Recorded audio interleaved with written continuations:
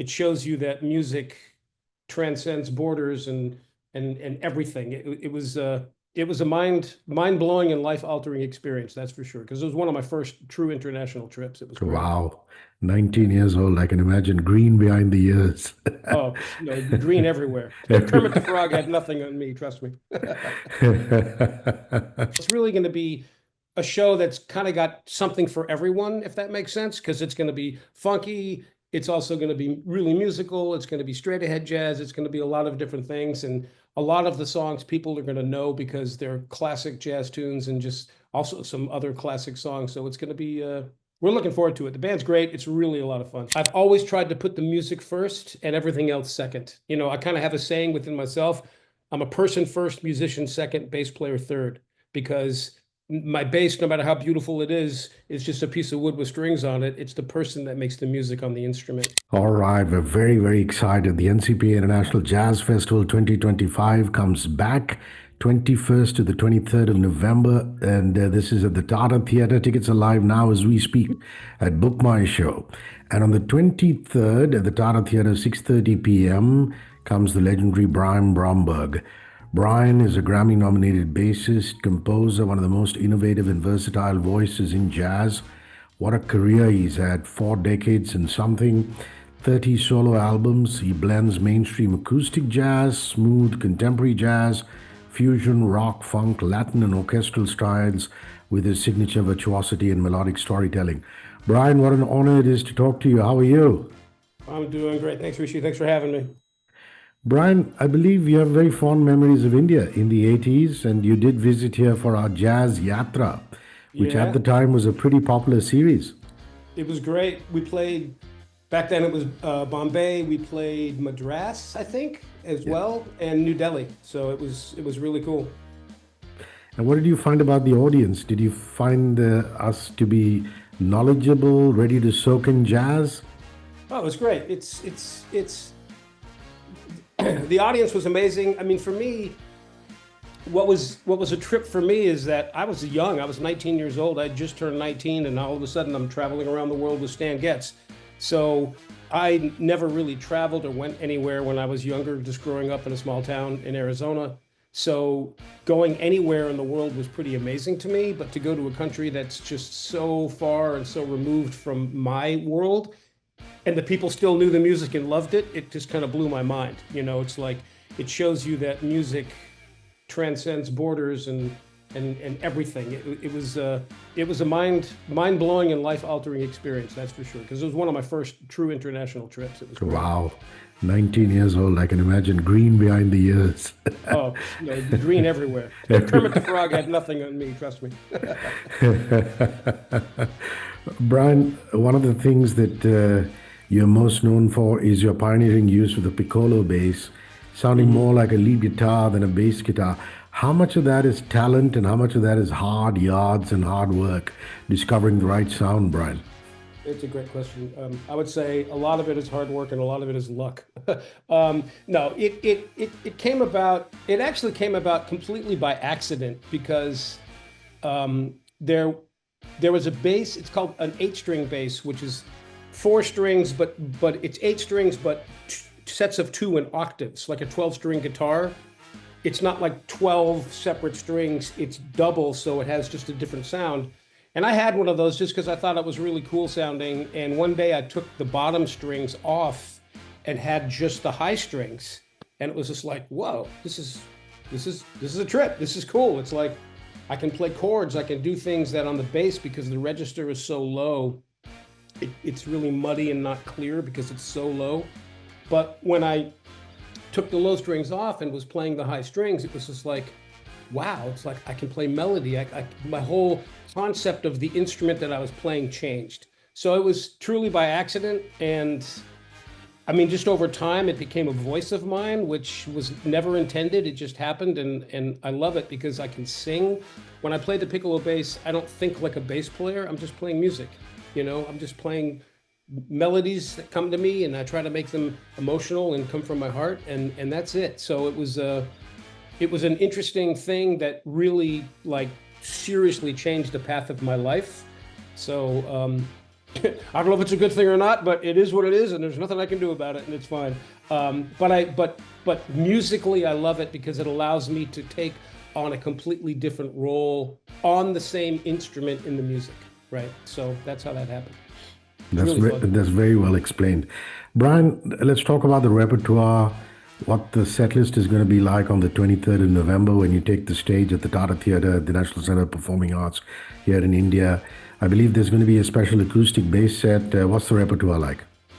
Yeah, it's, when they reached out to me to be a part of the festival, which, was an honor, it was great. They wanted me to play my acoustic bass. I had put out a record last year that was a tribute to the late, great Scott LaFaro, who was the bassist in the classic Bill Evans trio. And from that record, I guess they got, the festival got attention, and they wanted me to come and do some of that music. So I'm going to do an acoustic set. I'm bringing a 5-piece band with trumpet and sax. So there's going to be really good energy and a lot of fun. We're going to mix it up between some trio tunes from the LaFaro record and just some other songs from some of my more jazz records that I've done. And I'm going to mix it up with some really fun stuff. It's going to be half, straight ahead acoustic jazz and half like really grooving, kind of cool. It's acoustic, but it's going to be kind of funky stuff. So it's really going to be a show that's kind of got something for everyone, if that makes sense, because it's going to be funky. It's also going to be really musical. It's going to be straight ahead jazz. It's going to be a lot of different things. And a lot of the songs people are going to know because they're classic jazz tunes and just also some other classic songs. So it's going to be, we're looking forward to it. The band's great. It's really a lot of fun. Well, I imagine there's going to be a bit of big band swing too, because if you look back at your 4-decade-long career, that's been a significant part of it, hasn't it? Well, there'll be definitely some swing for sure. There'll be a lot of swing. Not a big band, only 5 of us, but the swing will be there. That's for sure. So no, it's going to be great. We've been playing, and it's just really fun. And the one thing about jazz that I love so much is there are so many different genres within jazz, and because it's based in improvisation. So you can improvise over Latin, you can improvise over funk, you can improvise over pop, you can improvise over straight ahead traditional jazz. There's all these different things you can do. It's still connected to jazz because it's about the improvisation. So it's just fun. We just have a great time. We play real hard, we play real serious. Everybody's wonderful, but we also smile a lot, and that's important. How lovely. While prepping for this interview, I went and did this thing I shouldn't do, which is read a lot of music critics. Yeah. But in your case, the critics love you, Brian, and one of them writes, Brian Bromberg can keep his music full of gimmicks, but his style is simple and gimmick-free in terms of rhythms, melodies, and time signatures. And that's a huge compliment, isn't it? I mean, a man like you can do all the tricks. You can have all the tricks up your sleeve, but you're not using them, and you're keeping it gimmick-free. Well, that's really sweet. I never saw that one, so because you don't want to read your reviews, trust me. But that's very nice. Yeah, I mean, I will say this. I've been blessed with the curse of virtuosity, meaning I worked really hard. I practiced really hard. I dedicated my life to being a good musician. That's all I wanted to do. I spent hours and hours a day, from a teenager through my, till now, I guess, just really trying to hone my skills and be the best I possibly can be. For me, I play for me. You can't spend hours a day dedicating your life to something if you're doing it for any other reason than for yourself. And it's easy to fall back on gimmicks, and it's easy to fall back on technique and things like that, but there goes the music when you do that. And I think there's a time and place for everything. And there's times when you have to be fast and flashy and full of energy. And there's times where you have to be very heartfelt and very emotional and very real, where every single note counts. And that's what warms your heart. And you do this for your heart and soul. Everything else is part of it, but you do this for how it makes you feel and how the music makes people feel. And that's what's important. So I've always tried to put the music first and everything else second. I kind of have a saying within myself: I'm a person first, musician second, bass player third, because my bass, no matter how beautiful it is just a piece of wood with strings on it. It's the person that makes the music on the instrument. And it's important that you say something about who you are within your music. So going back to what the critic said, that does mean a lot, because it's really easy to fall back on, oh yeah, he's just going to go, and who can, it's like, no, music is more than that. So that was sweet. You did briefly mention LaFaro. I'm familiar with two Brian Bromberg albums. One is Downright Upright and the other is Full Circle. Of course, there are 30 of them. Are you going to be playing stuff from Downright Upright and Full Circle also? Yeah? Both. Yeah. Lovely. Yeah, definitely. Yeah. Downright Upright was my first Grammy nomination. Really fun record, really magical record. And it was like total acoustic live jazz that's all kind of groovy and funky, kind of cool, vibe. So, but we did that record in 2 days, it was great. And the way you do a jazz record, you go in the studio, you hit the red button and you record and you play. That's how we did that. It was really fun. And then Full Circle for me is kind of an important record emotionally for me personally, because I'm also the drummer on that record. And my father was a drummer. Oh. And so I had always, we had always talked about playing for real together. And unfortunately, because of his health issues and him passing, we never had a chance to really play together like we wanted to. So there were some recordings that he did when he was in his early 20s, I think, before he met my mother.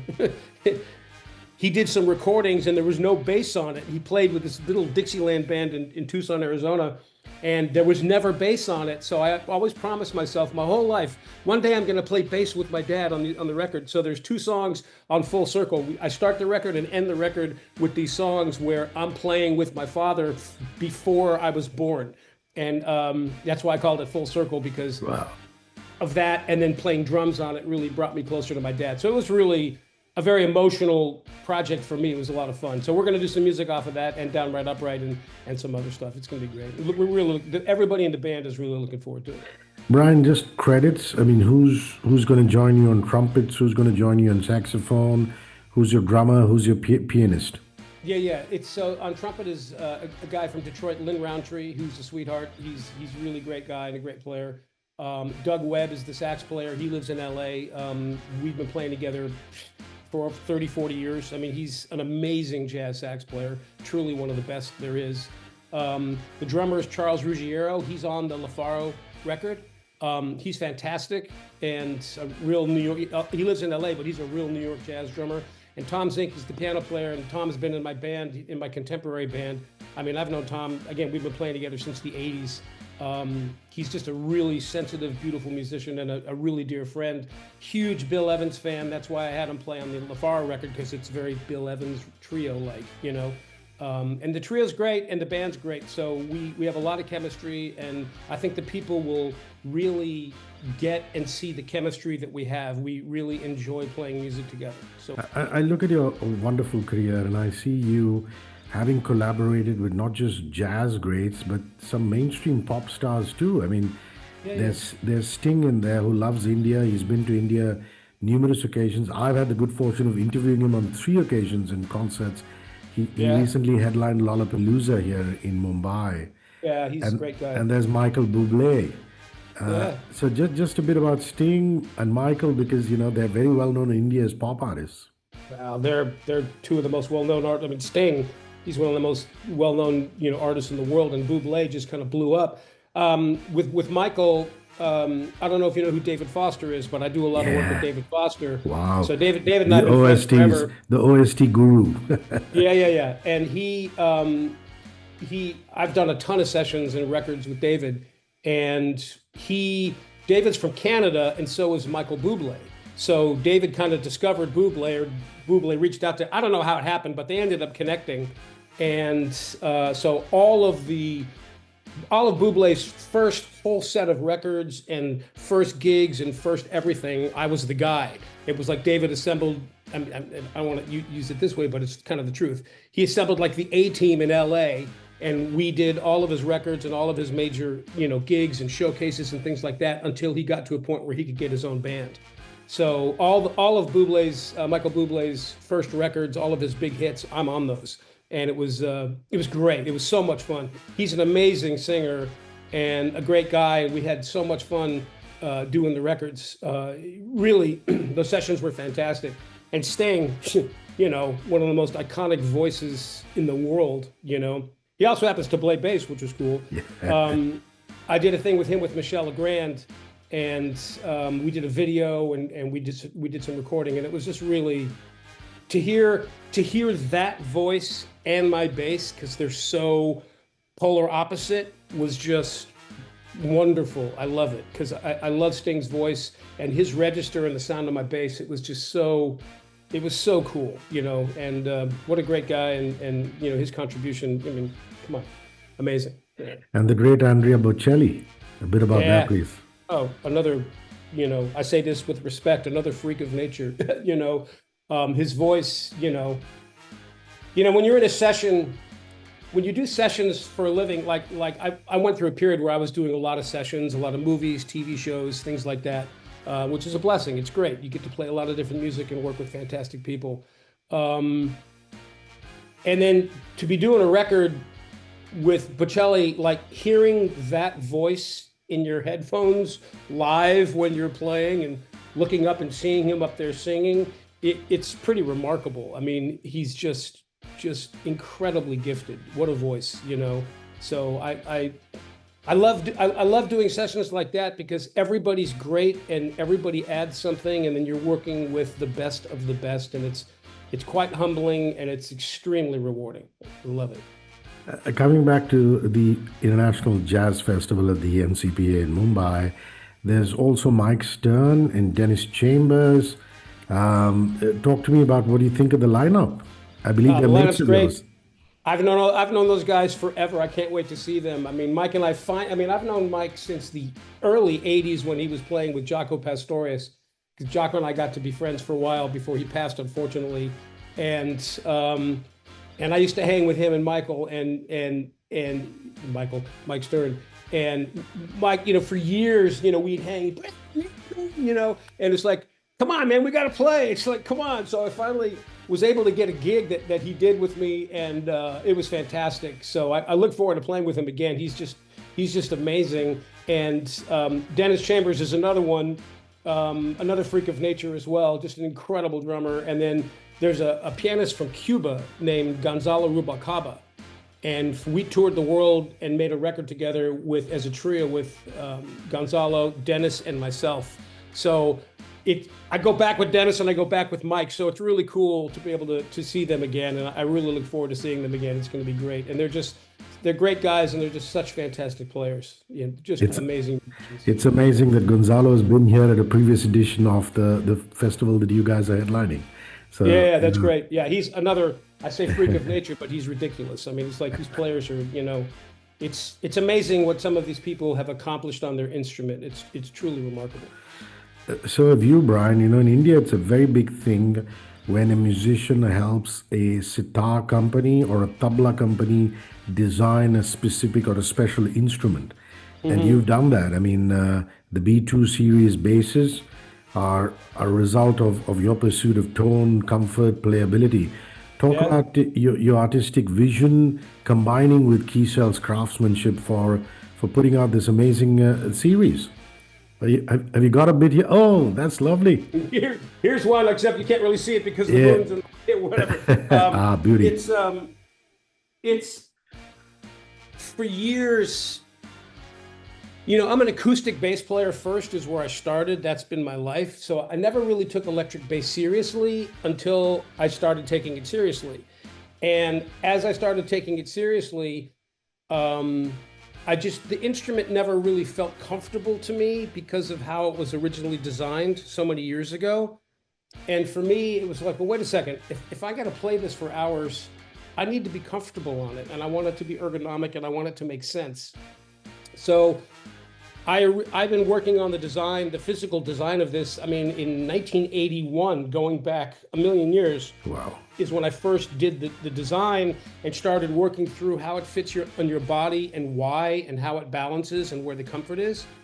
Over the years, I've worked with many different companies, and now with Kiesel Guitars, which used to be Carvin, it's now Kiesel, it's the family name. We've really refined it even more. And the thing about it for me is that I just want it to be comfortable, because the more comfortable your instrument is, the less stress that you have in playing the instrument means you can put your energies into playing the music on the instrument. And I don't want to be fighting my instrument or the weight or the balance or anything. I want to be the weak link. I don't want the instrument to be the weak link, because then I can work on myself and figure it out. So over the years, I've worked on developing the shape and the functionality to make it, I call it, as user-friendly as possible. And the basses are great. People get them, love them. They balance, they're not heavy. Everything's in the right position. You have total access to everything. And there was just a lot of thought put into making it as comfortable as possible, because my mindset was, if I enjoy playing it, then maybe somebody else will enjoy playing it. So that's how that came about. That's amazing. My last question is going to be about the facility that you're playing at. We're very proud of the National Center of Performing Arts in Mumbai. You're playing at the Tata Theatre, which is one of the largest theatres. There's another one called the Jamshid Baba next to it, which is where all the Western classical music performances happen, the Symphony Orchestra of India. And then there are small little theatres like the Godrej Theatre and the Little Theatre. And it's really an incredible facility. I wonder if they sent you any pictures of it. Yeah, I saw pictures of it. It looks amazing. It's beautiful. It's like it looks like it's as beautiful a venue as any venue in the world. Actually, it's gorgeous. So I can't wait to play there. Yeah, it's nice. It's, when you're in a place that's aesthetically nice and sounds good, it's inspiring. Because it's like, wow, this is really nice. You want to do a good job versus going playing in a dump. I played in a lot of dumps in my day. Trust me. You still play to the best of your ability, but when you're in a place that's inspiring and beautiful, it makes you just want to take it up a notch. So it looks really impressive. I can't wait to see it. It looks great. And I hope we have a nice crowd. I hope people come. I don't know if anybody knows who Brian Bromberg is in India, but it would be really great if we had a nice crowd. Trust me, tickets are going out very, very fast. On that note, tickets are live at Book My Show. This is day 3 of the NCPA International Jazz Festival, 23rd of November, 6:30 p.m. at the Tata Theatre. Brian Bromberg will be there with his incredible band. Brian, I really appreciate your time, and see you soon in India. All the best. Thanks, Hrishi. I appreciate it. Thank you, man. Look forward to it. Cheers. 94.3 Radio 1.